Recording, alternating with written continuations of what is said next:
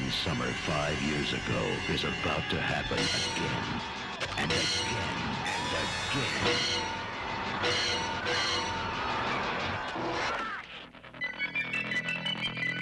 The Burning. Let me set the scene. The 1980s have just begun, and slasher films are on the rise. Thanks to John Carpenter's Halloween, filmmakers have started to realize that they can make a boatload of money with low-budget slasher films that have nudity and some bloody murders. The biggest copycat of Halloween at the time, which also happened to set the slasher movie era into motion, was Friday the 13th, which was released in 1980. On a measly $550,000 and some great marketing, Friday would completely change the horror landscape for years to come. Films like The Prowler, Slumber Party Massacre, Sleepaway Camp, Bloody Birthday, and so many more films like this would start to flood the horror section of the video store.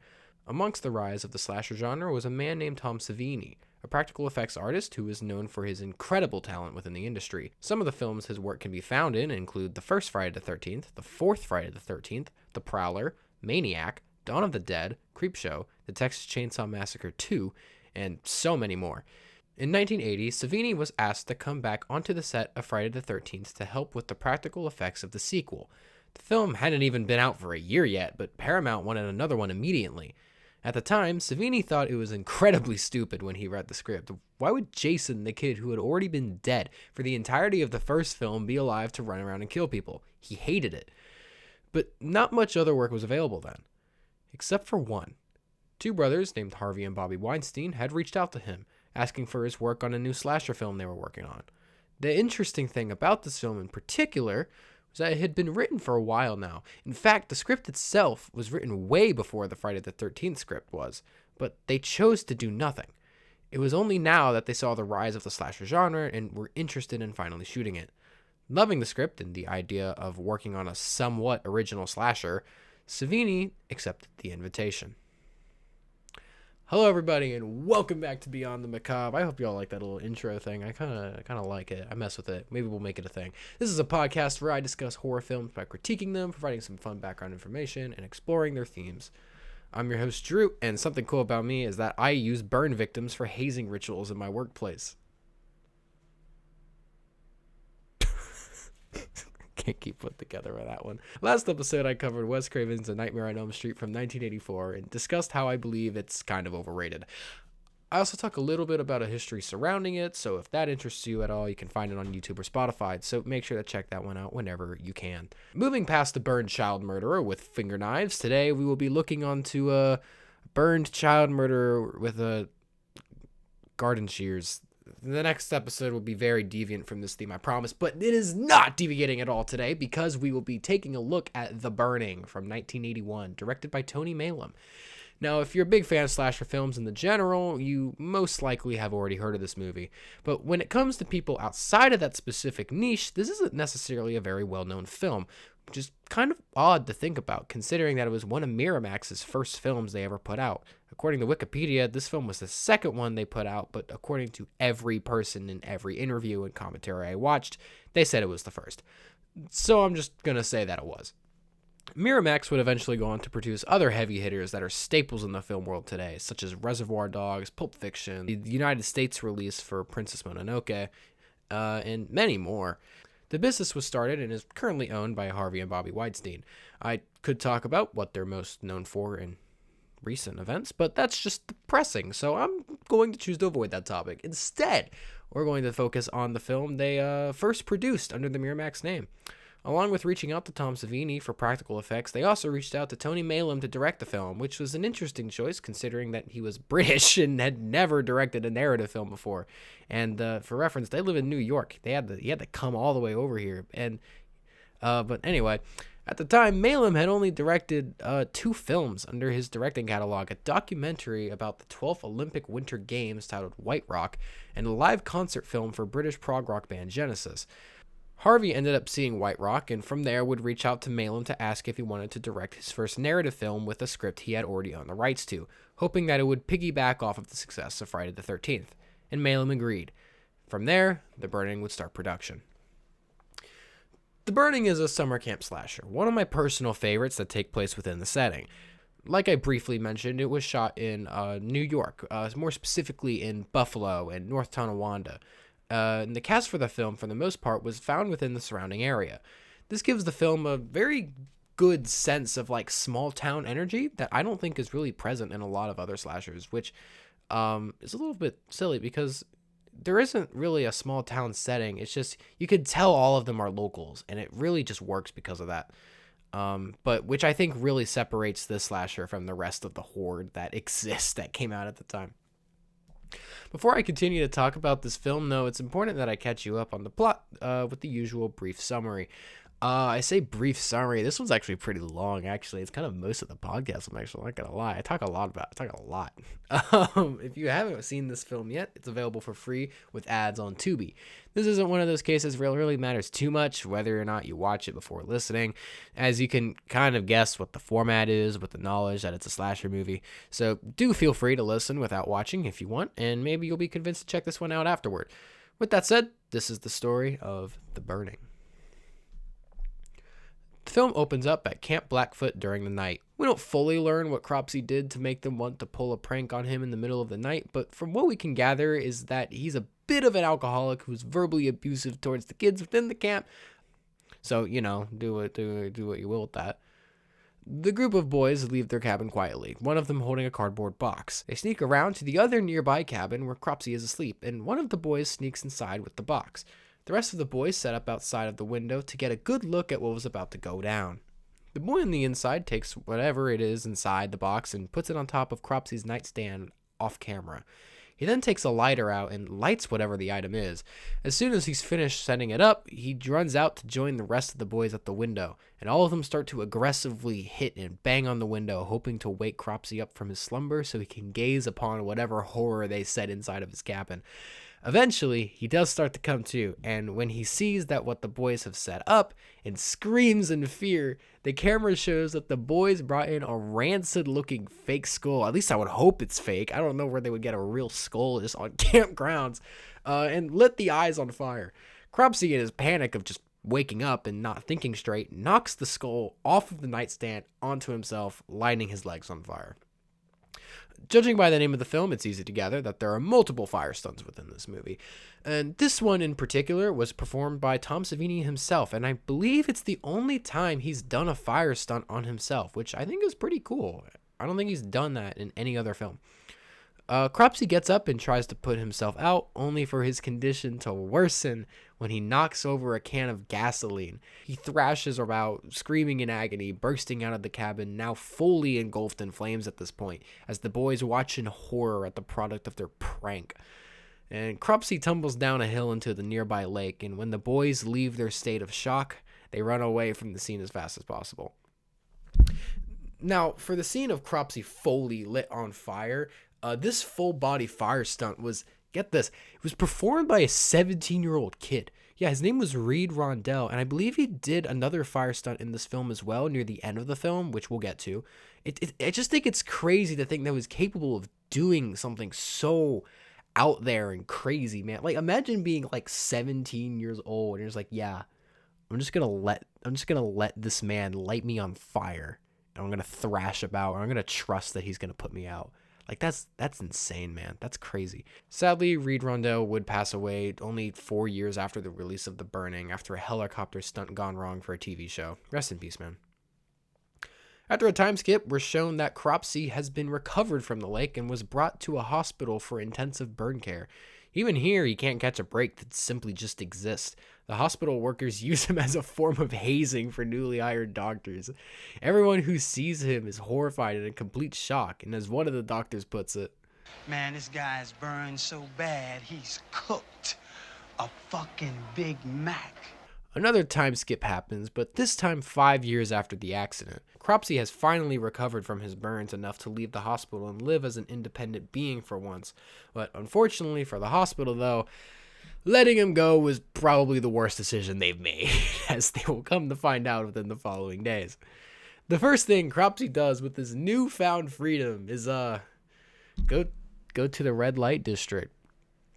What a sleazeball, good God. 5 years, no proper contact from anybody except being in the hospital, and the first thing he does when he gets out is pay for sex. I mean, I guess there is something to say here about how isolation could drive you to reliance on short-term sexual pleasures rather than ongoing relationships and friendships. But in Cropsy's case, does this even matter, man? The second the sex worker gets a good look at him when he isn't overshadowed in this absolute fucking drip he's in, goddamn, she tells him to leave. Cropsy's appearance is kept off screen from the viewers until later in the film when we get glances, until finally at the end we will see the fatal damage that had been done to his visage. But Cropsy does not take a liking to the sex worker's reaction, so he kills her off quickly, unfortunately. We hard cut to a summer camp, though it's not Camp Blackfoot. Instead, we cut to a camp that is nearby to where Blackfoot was, according to one of the counselors during a later scene. But it's called Camp Stonewater. We get a good bunch of scenes establishing our main characters within this movie. And in fact, for a long time, this movie kind of just like chills out. Like for the next hour of the film, it's like a summer camp slice of life, which, you know, for some people might not be it for them. But for me, I think it works really well. Other films do attempt the format of a slasher where the majority of the runtime is like a slice of life. But the first Friday the 13th film comes to mind as an example, man. There's like an entire scene of like one of the girls just making coffee. It's just so boring. But none of them do it in the same kind of way that this one does. Very few end up succeeding in a way where the shenanigans that happen in between each kill are enjoyable and not really a slog, but The Burning does it in a really good way that's just genuinely fun to watch. Like, it doesn't drag at all. Like, you're really just having a fun time with the characters. I really do love it for that. Is it anything groundbreaking? No, of course not. It's a slasher flick. What do you expect? It's still pretty generic and unoriginal, but man, if I didn't tell you I didn't like the aspect of this film, I would be lying. I think the light-hearted parts of this movie are what make it such a good horror film in contrast. I'll give more details regarding that later on. But for now, the explanation of the film won't even really sound like a horror movie. But we're introduced to our cast of kids that we spend the film with. The main group that we focus on is the boys group, which consists of 5 characters: Alfred, Eddie, Dave, Woodstock, and Glazer.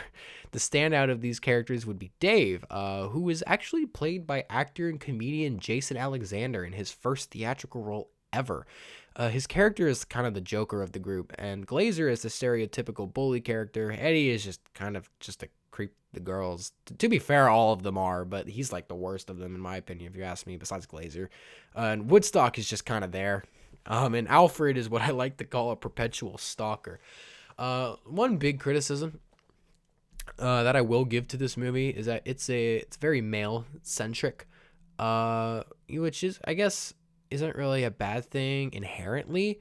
But even though there are just as many women characters, all of the men in it are they're just so trashy, dude. If it weren't for like the amazing characters that happen between the actors, they wouldn't be fun to watch at all because they are all really morally reprehensible. That being said, though, from every interview and commentary I watched, everyone, especially the girls, had a fantastic time shooting this. Off screen, everybody was such good friends, and since a good chunk of the film is summer camp shenanigans, their acting job was just to have fun outside, which is honestly sick, man. I want that job. So when it comes to anything overtly bad happening on set between the characters, not much negative is mentioned, which is pretty rare for a horror film of this caliber, if you ask me. But yeah, you're not necessarily rooting for anyone in this movie. I mean, I guess you kind of are rooting for the end characters to not die. Yeah, you're never really on the guy's side because they're just really trashy. But man, they're funny. They're funny. They're fucking funny. We're introduced to the characters through a pretty short scenes of a game of baseball and some conversation during dinner in the dining hall. We get a kill tease during the baseball scene when one of the girls goes off into the woods to retrieve the ball, but Cropsy doesn't go through with it. What this does establish, though, is that Cropsy has already made his way to the camp and is ready to strike at any point that he's given the opportunity. The next morning, one of the girls named Sally goes to take a shower, but she hears someone stalking her. The film leads you to believe it's Cropsy, and considering his previous scene in the red light district, it wouldn't be illogical to think it was him. But it's revealed to just be Alfred. The fucking, like, nerdy-ass kid. Like, this fucking absolute dweeb. Todd, the male counselor of the camp, takes a minute to talk to Alfred, who says that the reason that he was stalking her in the shower was not to be a creep, but to he just wanted to scare her. And because he's constantly being bullied, and he wants to, the logic just isn't working, man. It's just not working. So Todd just lets him off. With a warning that if he's caught stalking someone again, he will be kicked off. This will not be the last time we will see Alfred stalking people. By the way, he does it again. On his way out of the counselor's cabin, Alfred has a run-in with the camp bully, who is named, get this, fucking Glazer. I love this movie so much, dude. You can't get more New York than this fucking Glazer. Anyway, Glazer tells Alfred to back off from Sally because there seems to be a bit of a relationship blooming between them. Between Sally and Glazer, I mean. I say blooming in very loose terms, since Sally doesn't really know what to do with Glazer. We'll get to that eventually. But anyway, we get to some more shenanigans in the form of Alfred almost being drowned by Glazer. So him and the rest of his goon squad get back at Glazer by shooting him in the ass with a fucking BB gun. It just seems to materialize out of nowhere. Genuinely, they rescue Alfred from the water, and they're still like on the dock, and then it cuts to Glazer talking to girls out on like the dock that's out in the middle of the water, and then we just cut back again, and they just have a fucking gun. It's no one says, hey, go grab your gun or anything. There was like, hey, I just got this fucking gun. I just got this fucking gun in my swim trunks. Let me just pull this shit out. Just pop a cap in his ass real quick. Or no, as Dave says, pork him, man. Dude, I screamed in laughter when it just suddenly appeared, man. It's so, it doesn't make sense. Who let them bring that on the campgrounds too? Like, no summer camp I've been to would that ever be allowed. Well, to be fair, it was the 80s. They let a lot of shit slide during that. Anyway, that night, while the boys are in their cabin, Alfred is staring out the window, and Cropsey suddenly emerges from the darkness. We kind of forget about him at this point, but is gone by the time everyone gets over to see what Alfred was screaming at. Since Alfred has not really been the most favorable person of that day, though, the rest of the boys don't really believe him, so Cropsey just goes unseen and safe to continue lurking throughout the camp. The next morning, everybody leaves for a canoe trip. All of the kids and the two counselors, the other one being Michelle, by the way, who also happens to be dating Todd, not really important, but I thought I'd mention it, take canoes up the river to a specific spot to camp for a couple of nights. The sequence of the kids on their way to the camp spot is honestly like really good, and one of the best uptone parts of the film that really shows how much fun the actors were having simply by just being on set together. There's this one part of the sequence where the kids get way too carried away with splashing water on each other that one of the boats sinks, and that was completely unscripted, but they just decided to keep it in anyway. The crew did a great job at keeping the fun atmosphere in check with the contrast of the horror segments, which we will get to. I promise. This is a horror film, remember that. The kids and counselors eventually arrive at the camp area, and we cut to everybody sitting around a campfire at night, while Todd starts to tell everyone the scary story of Cropsey, actually, to all of the kids. Interestingly, within those 5 years, it seems that he's become like an urban legend to the camp unknowingly. I'll touch a bit more on the urban legend part of the story after this summary, because there is actually some more to say about that than you would expect. But one of the boys I only briefly mentioned, named Eddie, scares everybody by jumping out of the darkness when the story ends, which is a direct parallel to a hilariously similar scene in Friday the 13th Part 2, a film that would be filmed just 2 months later in the exact same setup and execution. Talking about Jason, that one, talking about Cropsey, another one, and they all like end the story in the same way with like the zoom in on the person telling the story, and then somebody jumps out of the darkness to scare them. The exact same setup. The exact same thing. It's same year release, same filming time, same fucking setup, same everything, man. I just think that's great. I find that hilarious. Later that night, Eddie and one of the girls named Karen set off with each other on a walk. The film is riddled with relationship issues between the characters, and one of those issues has been between Eddie and Karen. Pretty much the long and short of it is that Eddie just kind of like wants sex, I'm putting it extremely bluntly here, and Karen is apprehensive of just being another statistic for Eddie because of his history with other girls. He somehow manages to convince her to partake in hold on, you guessed it, a mandatory slasher skinny dipping scene. Gotta love him. Iconic. She nopes out pretty quickly after Eddie gets aggressive, though, but she notices that all of her clothes have been strewn about in the woods when she gets out, and leaving her to slowly pick everything up one by one as she tries to find each piece. Turns out it was actually just Cropsy leading her back to become the first camper victim of the film.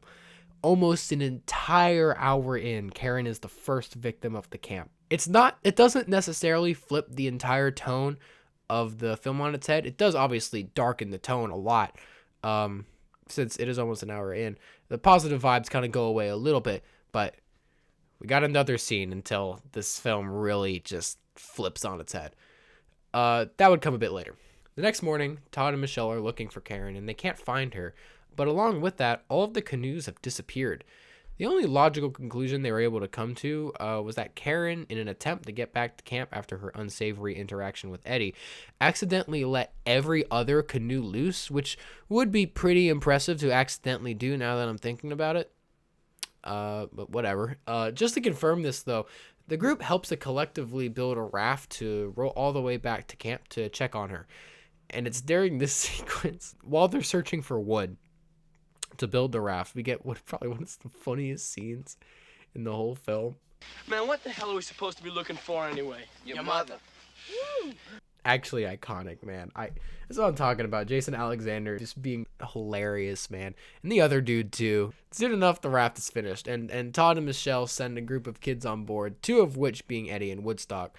They row for quite a bit, but eventually they see one of the canoes, and they start cheering as they paddle frantically towards it. It is this scene, an hour into the film, that completely changes the tone of the movie with little warning. As the raft inches closer to the canoe, Cropsy jumps out of it in what is probably one of the coolest shots of this film. Tony Maylam could not get the actor for playing Cropsy to get the shot exactly how he wanted it. So the shot happens multiple other times throughout the film as well. He actually had to step in, put on the Cropsy outfit, and do the shot himself so that he could get exactly what he wanted. And man, it is an iconic shot. That is so good. I love it. He raises like his garden shears to like in front of the sun, and it just has like a little glow, and it's just, his entire like self is just overshadowed. It's just so menacing, man. But he plunges the shears into one of the kids, and just all hell lets loose. Woodstock's fingers get cut clean off. Eddie falls and gets pierced completely through the neck, and one of the girls, who I believe was left unnamed, gets slashed across the face, killing her instantly. It is a really graphic scene and leaves almost nothing to the imagination. There was a reason the crew wanted Tom Savini on this film, and this scene is the biggest reason for that. This is without a doubt one of the most iconic scenes he has worked on. I can't say it's as good as the shotgun scene from Maniac, though.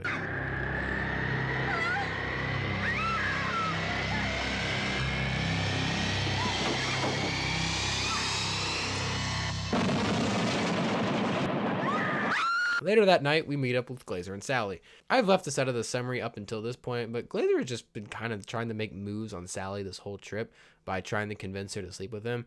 He's been like talking up his game and saying like, man, come on, it's going to be great. You should totally like have sex with me now. He's been like a real creep about it this whole fucking film too. He's like just really just fucking weird dude. We finally see that Glazer does get his way. Only for him to finish early, and we're let known on this by Sally's hysterical line delivery. Shit. That's all.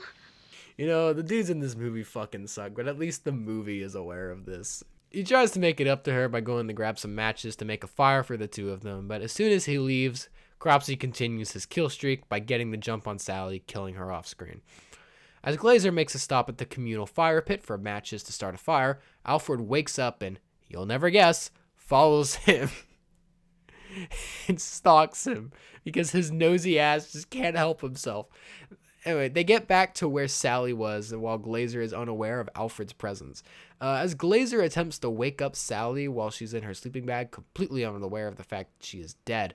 In another darkly humorous moment, Cropsy emerges from her sleeping bag and pierces Glazer directly through the throat and out the other end. From there, he picks him up, holding him by the garden shears, and pins him against a tree until finally letting him go. Alfred is in complete shock by this display of violence and sees that the man he saw outside of his window was actually, real. He immediately runs back to camp to wake up Todd and let him know that there's a lunatic running around killing everybody. Todd doesn't necessarily believe him at first because, his history with Alfred. But when Alfred brings him back to the spot where Sally and Glazer were killed and finds them dead, Cropsy then makes his swing at Todd, knocking him out while Alfred runs away.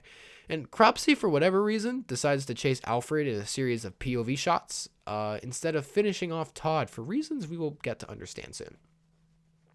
Todd eventually comes to and runs back to the camp to see that Michelle had found that the raft had come back, with all of the corpses of the kids still on board. It's a rough scene, man. This causes a huge panic through the group, but Michelle and Todd still manage to keep it together enough to form a plan of action. Michelle and the rest of the kids painstakingly clear off the raft and hop on to head back to the camp, while Todd goes off to find Cropsy and hope Alfred is still alive. It's around here that I think the editing of the film gets super muddy, but I'll get a little bit more into why that is in a second. Todd finds himself near a mine shaft and enters.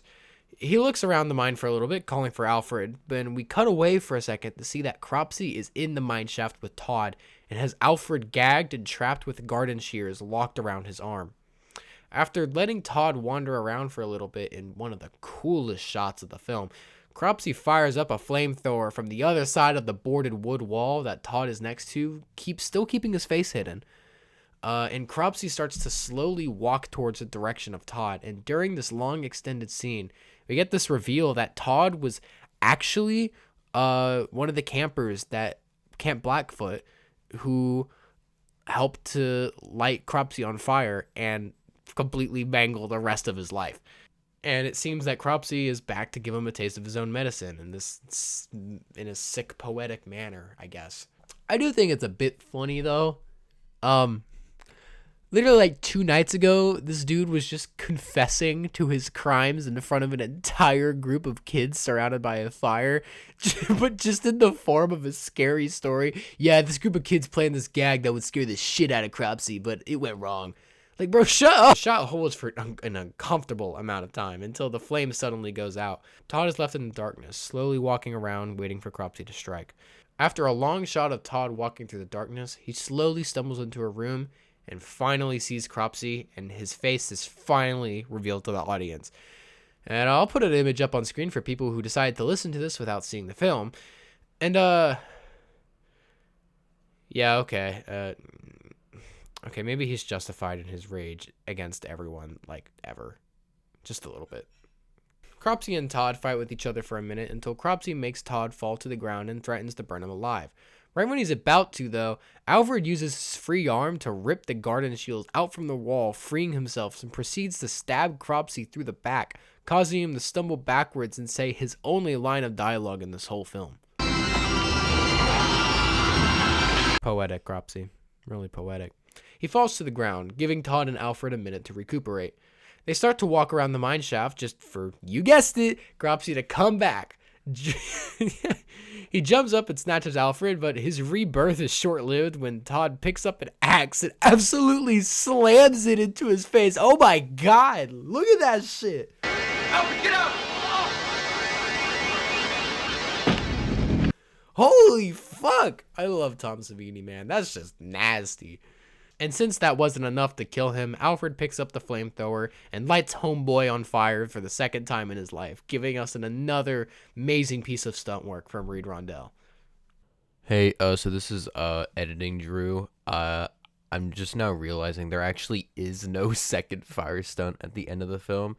I mistook it for a replaying of the original fire stunt at the beginning of the film that happens because like Todd is like watching Cropsy burn and is imagining the first time that he saw him burn, and it's like a flashback scene, but I mistook it for a second fire stunt scene. But because I didn't put it up earlier, I'll show you the actual fire stunt from the beginning of the film.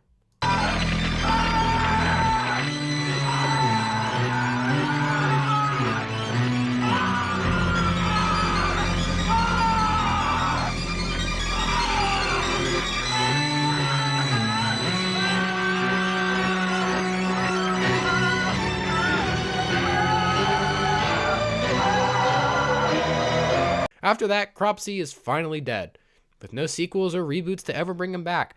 There was, in an interview, there were talks of bringing back The Burning for a remake, but it never really came through. And honestly, I'm kind of glad it didn't, because I feel like this is a really good movie to just leave one and done.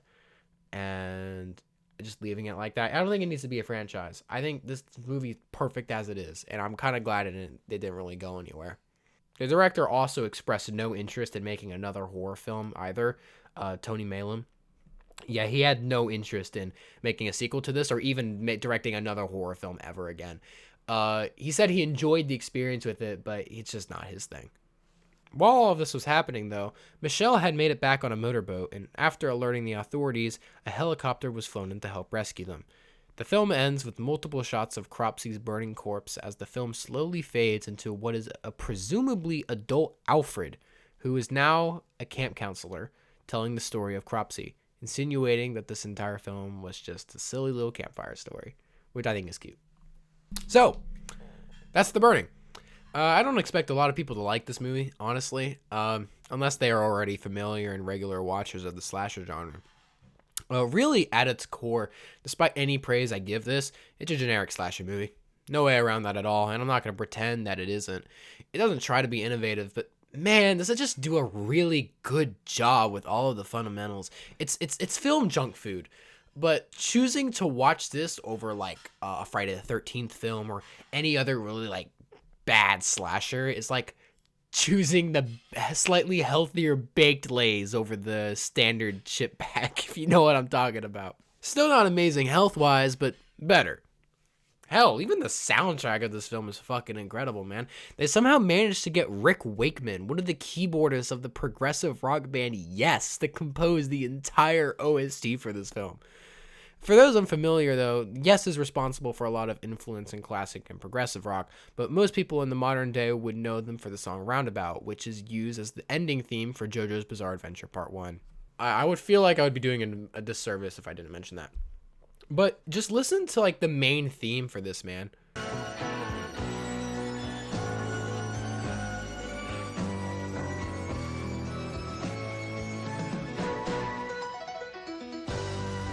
Like, it's so good. It's so good, man. I love it. I love it. What makes this film so enjoyable, though, is the cast, which in a film as a slice of life dependent as it is integral to making it work. And all of the characters have this infectious energy to them that is born from the chemistry they all have together, on and off camera. They were even given plenty of control when it came to the creative process by having the freedom to improvise a lot of their lines. One of the standouts of this being Jason Alexander. Pretty much everybody on the set was a fan of this dude, and the wit he portrays within the character of Dave is just great. He even tried to convince the costume department to let him wear a jersey that said 69 on it, but they wouldn't let him, so they compromised by letting him wear the 96 jersey that he has on in the film. I love him so much for that. But on top of the chemistry between all of the actors, the summer camp feel of this film is super strong because the actors playing the kids were genuinely having the time of their lives while filming. They don't really look like children, but, you know, whatever. Along with that, though, the acting really isn't bad at all, and I dare say it's pretty good. The film radiates the positive energy of the enjoyment that the characters were having, which just makes the incredibly jarring raft scene so impactful.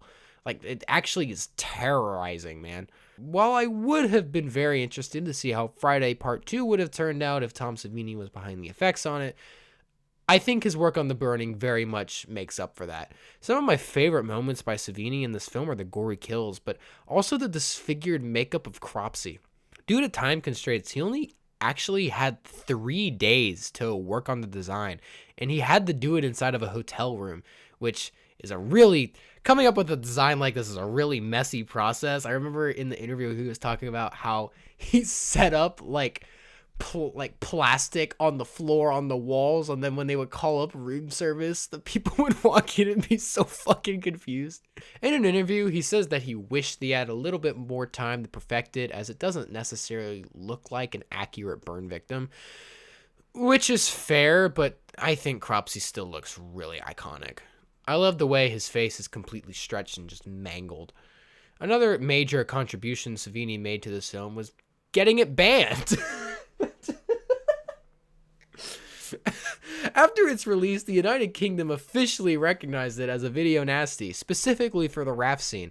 Dude, imagine being Tony Maylam, creating your first narrative film, actually flying out of your own country to do it, and then having it banned from your home country. That's crazy, dude. That is wild. He didn't mind at all, though. In the director's commentary, he talked about how proud he was of the raft scene. Needless to say, slashers as a whole didn't really necessarily have the best reputation in film, or even really to the masses for that matter. Besides the average teenager and preteens, who were the main audience group for this film, and mainly other slashers like it, pretty much everybody else condemned them for their graphic and obscene content. Horror films, but especially slashers, would become a major driving force in the Satanic Panic as well. The burning was far from the film to be able to be the sole cause of this, but because I don't necessarily plan on covering any other generic slashers at some point, unless if it's like an entire franchise en masse. Dude, I would love to do an entire like episode on the entire Friday the 13th franchise. It would be a lot of work, and I probably would not have the patience to do it, but maybe just like doing it, I don't know, I'll think about it. I don't plan on covering generic slashers singular on their own. So I thought I might as well just briefly mention that. But today, though, the burning is in a bit of a strange spot when it comes to people's awareness of it. It's nowhere near the level of fame of franchises like Friday the 13th or Nightmare on Elm Street, and not even close, actually. I didn't even know that this film existed until last year, when some random dude on the internet recommended it to me after I said that I enjoyed the summer camp vibes of the Friday films. It's one of those films that you would only be aware of if you happen to be into a specific niche of older horror exploitation or slasher films. The average movie fan wouldn't have even heard of this, unfortunately. Which I do think is sad. When it comes to slasher films, this sits at the very top of the pile of absolute trash that makes up a lot of the genre, if you ask me. I genuinely think it's really well put together. Although the film came out pretty damn good for a slasher, it wasn't without its internal conflicts, unfortunately.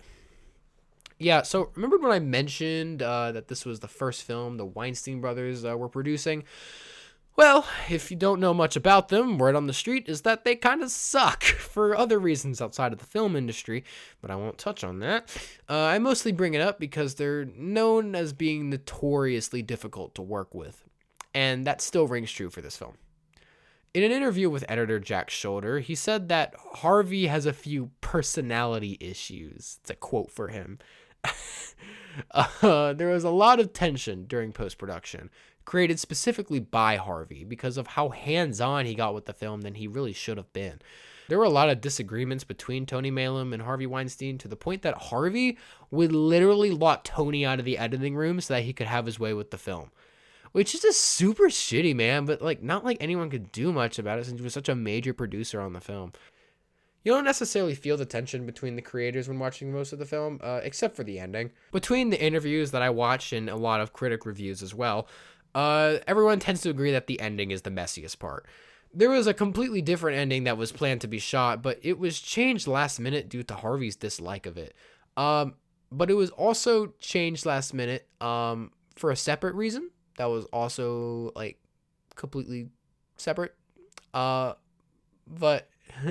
I just want to talk about this. Instead of a mine shaft, the ending was originally planned to be shot within a cave that was nearby.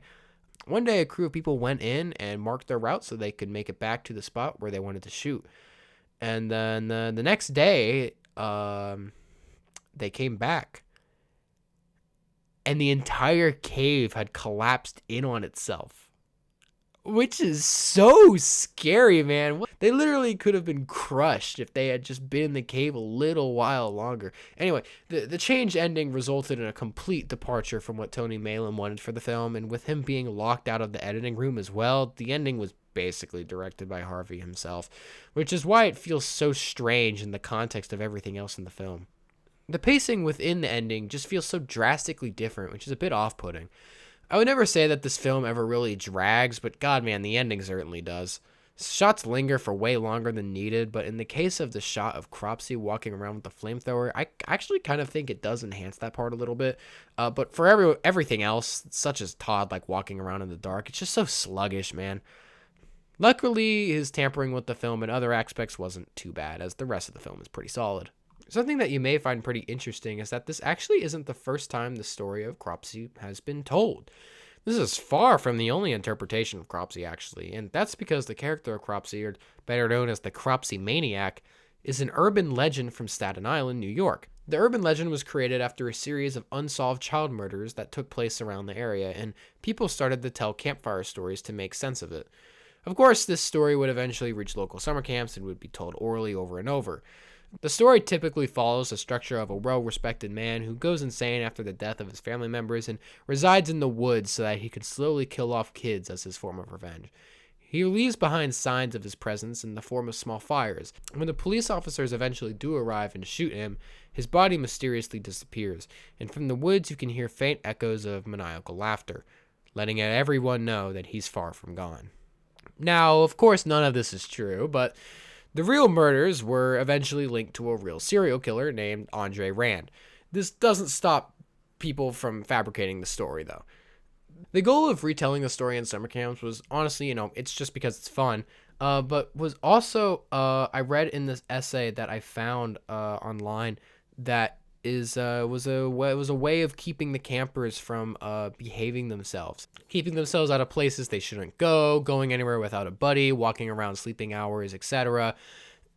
Giving scenarios of stories of where Cropsey kills kids, and in the kids that break these rules, obviously gonna scare kids to not want to do that.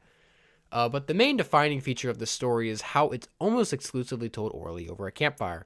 Meaning that each time it's told, it's altered in some way or another, whether intentionally or not. Of course, the Cropsey Maniac isn't the only iteration of this result of that. I doubt he was even the original of this kind of story, but these stories keep getting told and retold so that eventually when other forms of media come around, they manifest within them.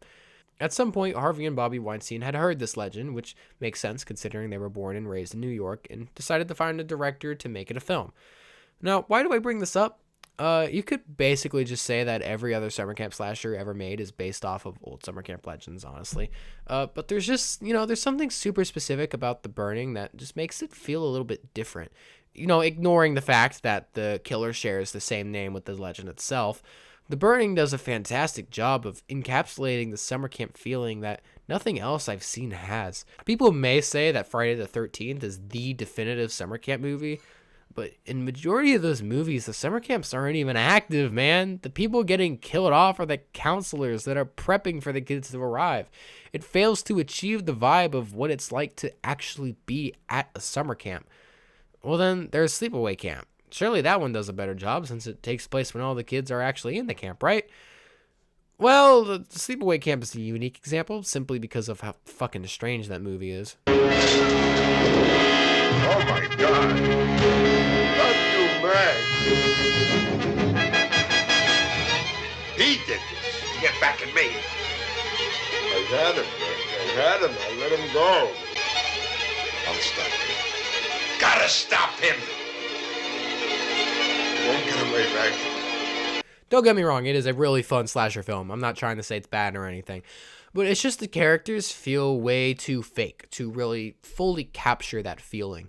The Burning is not only a good summer camp slasher, but it's a well-made love letter to summer camp culture as well. The acting, yes, while is goofy at times, still feels honestly incredibly authentic, and the fun that the actors were having on set only made it more real. So this movie may not have a ton to say about something philosophical or even eye-opening in the slightest, but it could still do a damn good job of making you nostalgic for summer in your childhood. My name is Drew, and thank you for listening to Beyond the Macabre.